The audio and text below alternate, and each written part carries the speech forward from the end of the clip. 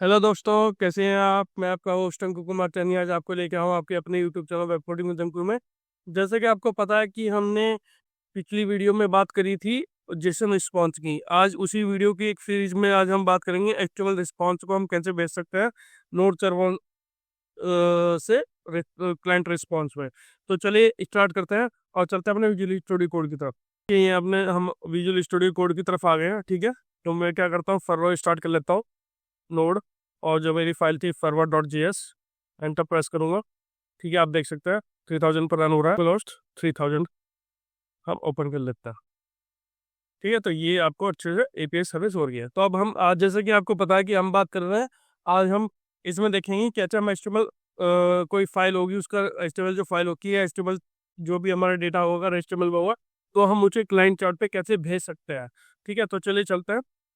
तो अभी आप देख सकते हैं कि ये मेरा क्या है, ये सब मेरा ऑब्जेक्ट है। ठीक है, तो मैं इस ऑब्जेक्ट को हाथ रिमूव कर देता हूँ और वापस इसे टेक्स्ट और प्लेन में कर देता है। ठीक है, और मैं इसे कंटेंट टाइप को, और ये मुझे ऑब्जेक्ट कुछ भी नहीं भेजना है, मैं सिर्फ उन्हें हेलो वर्ल्ड भेजूंगा। ठीक है, और ये हम पुरानी वीडियो से करते हुए आ रहे हैं, ये भी वापस ये पुराना एक एग्जाम्पल पे आ गया।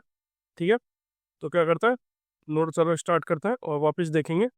तो आप रीलोड करोगे तो आप देख सकते हैं आपको हेलो वर्ल्ड देखने को मिल रहा है।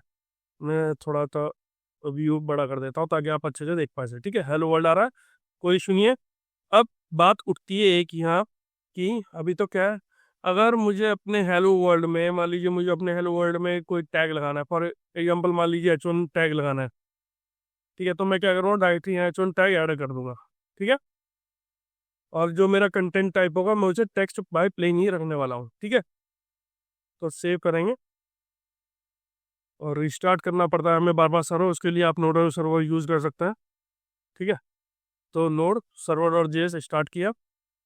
तो आप यहाँ देख सकते हो, रीलोड करूंगा तो आपको एक प्रॉब्लम आप देख सकते हैं कि जैसे आपने टैग H1 ऐड किया, क्योंकि मैं चाहता हूँ कि मेरा जो हेलो वर्ल्ड है उसमें मैं, मेरा जो है वो हेडिंग में है, मतलब H1 टैग मैं अपने टाइटल में चाहता हूँ। लेकिन एक प्रॉब्लम आप यहाँ अच्छी तरह देख सकते हैं कि जैसे मैंने H1 टैग यहाँ अपने विजुअल स्टूडियो कोड में H1 टैग ऐड किया, वही टैग मुझे अपने इस हेलो वर्ल्ड में दिखा दिया है। तो ये एक प्रॉब्लम है। क्यों है? क्योंकि आप यहाँ देखोगे जो मेरा कंटेंट टाइप मैंने यहाँ लिया वो टेक्स्ट ऑफ प्लेन है। तो ये जितना भी हमने इसमें डेटा लिखा है रिस्पॉन्स के इसमें डॉट एंड मेथड के अंदर, वो सब as a text plain treat हो रहा है। तो ठीक है, इस चीज़ को सॉर्ट आउट करने के लिए हम क्या करेंगे, इसे प्लेन की बजाय एचटीएमएल देंगे। ठीक है, तो अब क्या करूँगा, मैं प्लेन को हटाऊंगा, टेक्स्ट एज इट इज़ रहेगा और एचटीएमएल में लिख दूंगा और सेव करके इसे रीलोड करूंगा। ठीक है, तो रीलोड सर्वर स्टार्ट करना पड़ेगा, CLS node server dot JS. ठीक है, जैसे पेज का और रिस्टार्ट रीलोड करूंगा तो देखिए आप ऑटोमेटिकली इसने, और आप इसके इंस्पेक्ट होके आप अगर इसके रिस्पॉन्स को देखना चाहते हो नेटवर्क, इसके रिस्पॉन्स अगर आप देखोगे, जो नेटवर्क रिक्वेस्ट हम आ, ये है, और इसका जो रिस्पॉन्स, इसका जो हेडर है, आप उसमें देखिए टेक्स्ट और HTML आपका कंटेंट टाइप है, और रिस्पॉन्स में भी आपको ये मिल रहा है H1। तो H1 जो है एज HTML और text HTML as a treat हो रहा है, तो इसलिए ये हमें पूरा एज ए हेडर दिखाई दे रहा है और ये हमारा पूरा व्यू हो रहा है। ठीक है, अब ये तो था बात कुछ टैग की। अब क्या होता है, कई बार हमारे पास एक HTML फाइल होती है, अगर हमें उसके कंटेंट को एज ए रिस्पॉन्स भेजना हो तो हम क्या करेंगे, तो उस केस में क्या करेंगे, तो उस केस में क्या करता है, एक फाइल बना लेता हूँ। ठीक है, तो फाइल चाहे हम अच्छी तरह बन जाएंगे, तो मान लीजिए एक मैं फाइल बना लेता हूँ demo.html। ठीक है, HTML9, और आपकी एक्सक्लेमेशन मार्क लगाओ और टैब लगा के आप डायरेक्टली इसमें दे सकते हो कि इसमें एक पूरा HTML आपका डॉक्यूमेंट तैयार हो जाएगा। ठीक है, तो यहाँ मैं लिखूंगा, मैं यहाँ एक टाइटल दे दूंगा Node.js नोइजे ट्यूटोरियल्स। ठीक है, Node.js ट्यूटोरियल्स, और मैं दे सकता हूँ हेलो वर्ल्ड।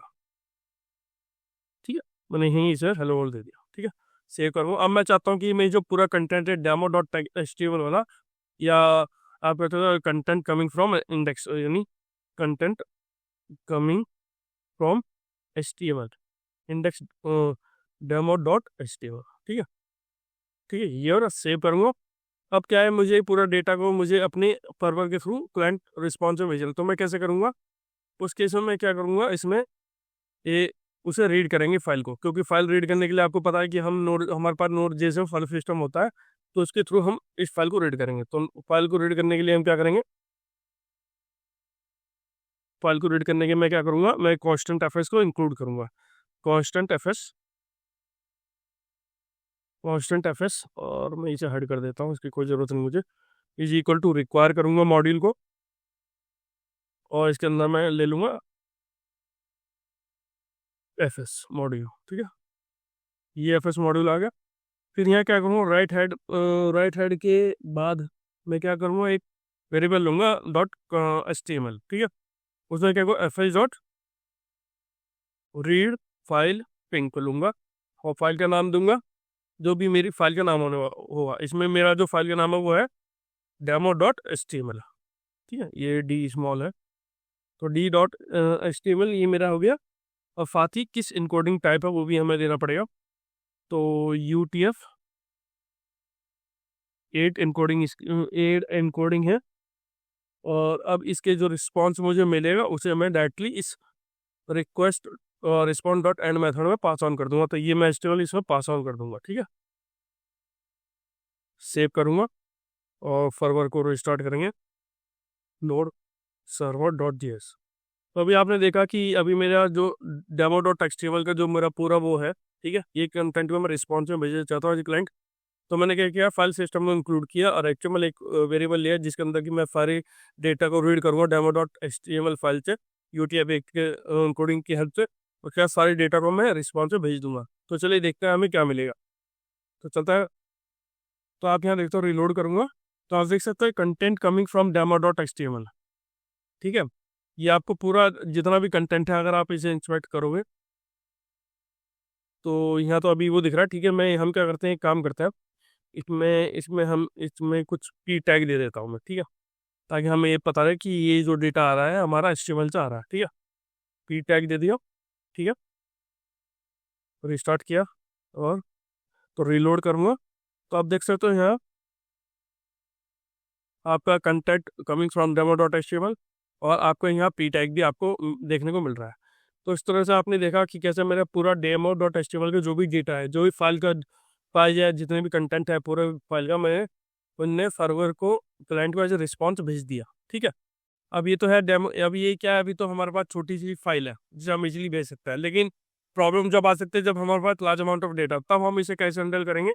तो ऑलरेडी आपको पता है कि हमारे पास स्ट्रीम होता है नोड.js में, जो कि लार्ज अमाउंट ऑफ डेटा को हैंडल कर सकता है। तो उस केस में हम अपनी स्ट्रीम को यूज़ करेंगे। तो उसका भी एग्जांपल देख सकते हैं। तो मैं क्या करूँगा, तो रीड फाइल स्ट्रिंग को हम क्या करेंगे, इसे HTML को इसे कमेंट आउट कर देता हूँ और यहाँ हम यूज़ करेंगे स्ट्रीम। तो fs.create रीड स्ट्रिंग करूँगा। ठीक है, उसे फाइल का नाम दूंगा और फाइल का नाम क्या है मेरा, demo.html। ठीक है, साथ में पाइप मेथड जो कि मैंने आपको कुछ पिछली वीडियो में बताया था, पिछली वीडियो में बताया, और उसमें क्या करूँगा, उसे राइट कर दूंगा राइटेबल स्ट्रीम के थ्रू।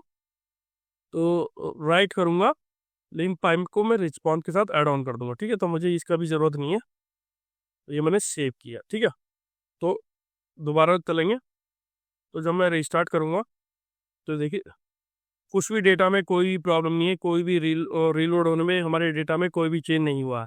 मैंने सिर्फ इतना किया है, एक क्रिएट रीड स्ट्रीम की फाइल का कंटेंट रीड किया जो कि मेरा demo.html में लिखा हुआ था, और सारा कंटेंट मैंने अपने इस रिस्पॉन्स में भेज दिया सर्वर के थ्रू क्रिएट रीड स्ट्रीम करके।